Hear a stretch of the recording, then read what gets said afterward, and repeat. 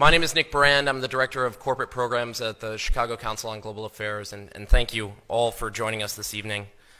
I'd like to take this opportunity to welcome George Friedman to the Chicago Council. I believe it's his first time here, so thank you so much for being with us. No place is really pacific for very long. I mean, neither the United States, we have constant wars, okay? Europe will, I suspect, not return to the 31 years, but it will return to humanity. They will have their wars, they will have their peace, they will live their lives. It will not be 100 million dead, but the idea of the European exceptionalism, I think, is the one suffering the first death. There will be conflict. There was conflict in Yugoslavia, and there's certainly conflict now in Ukraine. As to the relationship to the United States, we no longer have a relationship with Europe. We have a relationship with Romania, we have a relationship with France. There is no Europe to have a relationship with. Yes, the gentleman in the fourth row over here. Excuse me. By the way, I'm a subscriber. Is Islamic extremism really the major threat to the United States, and will it die on its own, or will it keep growing? It is a problem to the United States. It is not an existential threat. It has to be dealt with, but it has to be dealt with proportionately. We have other foreign policy interests. So, the primordial interest of the United States, over which for a century we have fought wars, the First, Second Cold War, has been the relationship between Germany and Russia, because united they are the only force that could threaten us, and to make sure that that doesn't happen. If you're a Ukrainian, is essentially reach out to the only country that will help you, which is the United States. Last week, 10 days ago, General Hodges, Commander U.S. Army Europe, visited Ukraine.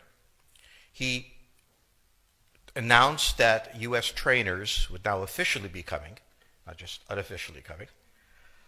He actually pinned medals on Ukrainian fighters, which by protocol of the military is not the way. Foreigners don't get to pin on, medals, but he did, showing that this was his army.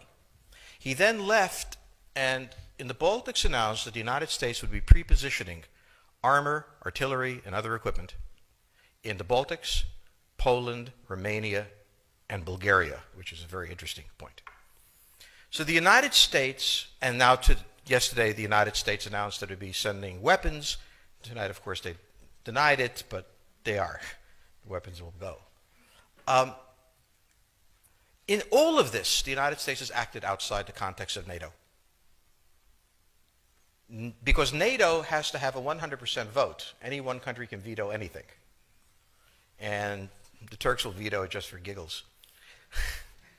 The point is that the United States is prepared to create a cordon sanitaire around Russia. Russia knows it. Russia believes that the United States intends to break the Russian Federation.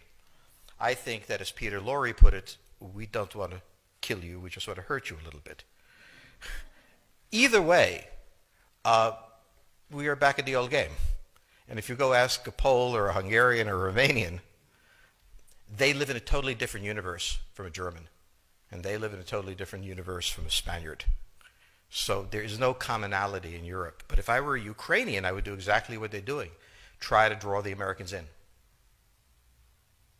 All right, next question, please. The United States has a fundamental interest. It controls all the oceans of the world. No power has ever done that. Because of that, we get to invade people and they don't get to invade us.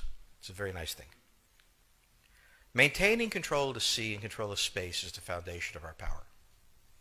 The best way to defeat an enemy fleet is to not let it be built. The way the British managed to make certain that no European power could build a fleet was to make sure the Europeans were at each other's throats. The policy that I would recommend is the one that Ronald Reagan adopted toward Iran and Iraq. He funded both sides so they would fight each other and not fight us. This was cynical. It was certainly not moral. It worked. And this is the point. The United States cannot occupy Eurasia. The moment the first boot sets the ground, the demographic differential is we are totally outnumbered. We can defeat an army. We cannot occupy Iraq. The idea that 130,000 men would occupy a country of 25 million, well, the ratio in New York of cops to citizens was greater than we had deployed in Iraq. So we don't have the ability to go across, but we do have the ability to, first, support various contending powers so they concentrate in themselves with political support, some economic support, military support, advisors, and in extremis, do what we did in Japan, in Vietnam, in Iraq, and in Afghanistan, spoiling attacks. The spoiling attack is not intended to defeat the enemy. It's intended to throw him off balance. What we did in each of these wars, in Afghanistan, for example, is we threw Al-Qaeda off balance. The problem we have, since we're young and stupid, is that having thrown them off balance, instead of saying, okay, job well done, let's go home, we said, well, that was easy. Why don't we build a democracy here? This was the moment of dementia that came in. The answer, therefore, is the United States cannot constantly be intervening throughout Eurasia. It must be selectively intervening and very rarely. That is the extreme moment. We cannot, as the first step, send American troops. And when we send American troops, we have to clearly understand what the mission is, limit it to that, and not develop all sorts of psychotic fantasies. So hopefully we've learned that this time. It takes a while for kids to learn lessons. But I think you're absolutely right. We cannot, as an empire, do that. Britain didn't occupy India.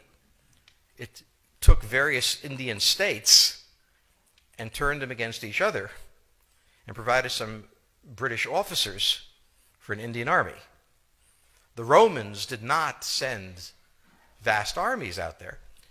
It placed kings like, various kings it created under the emperor, and those kings were responsible for maintaining the peace. Pontius Pilate was an example. So empires that are directly governed by the empire, like the Nazi Empire, fail. No one has that much power. You have to have a level of cleverness. However, our problem is not yet that. It is actually admitting that we have an empire. So we haven't even gotten to that point where we don't think we can kind of go home and it'll be over and done. And so we're not even ready for chapter 3 of the book. Question on the table for the Russians is, will they retain a buffer zone that's at least neutral? Or will the West penetrate so far in the Ukraine that they're 70 miles away from Stalingrad and 300 miles away from Moscow? For Russia, the status of Ukraine is an existential threat. And the Russians cannot let go. For the United States, in the event that Russia holds onto the Ukraine, where will it stop?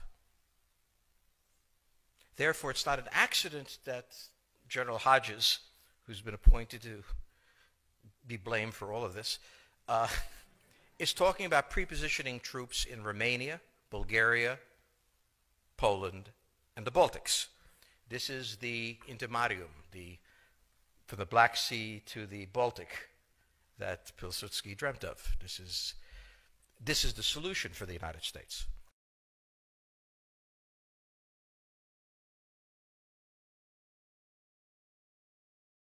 The issue to which we don't have the answer is, what will Germany do?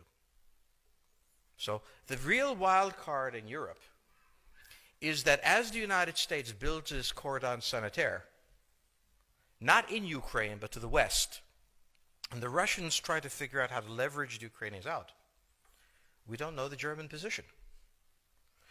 Germany is in a very peculiar position. Its former Chancellor, Gerhard Schroeder, is on the board of Gazprom. They have a very complex relationship to the Russians. The Germans themselves don't know what to do. They must export. The Russians can't take up the export. On the other hand, if they lose the free trade zone, they need to build something different.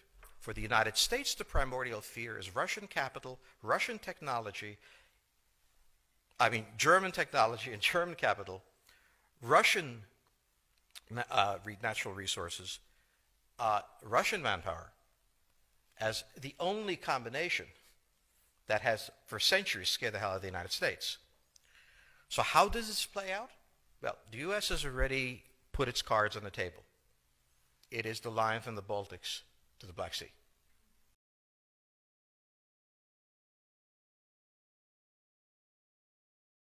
For the Russians, their cards have always been on the table. They must have at least a neutral Ukraine, not a pro-Western Ukraine.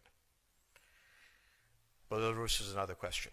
Now, whoever can tell me what the Germans are going to do is going to tell me about the next 20 years of history. But unfortunately, the Germans haven't made up their mind. And this is the problem of Germany always. Enormously economically powerful, geopolitically very fragile, and never quite knowing how to reconcile the two. Ever since 1871, this has been the German question, the question of Europe. Think about the German question, because now it's coming up again. That's the next question that we have to address. And we don't know how to address it. We don't know what they're going to do. And unfortunately, that's all we have time for this evening.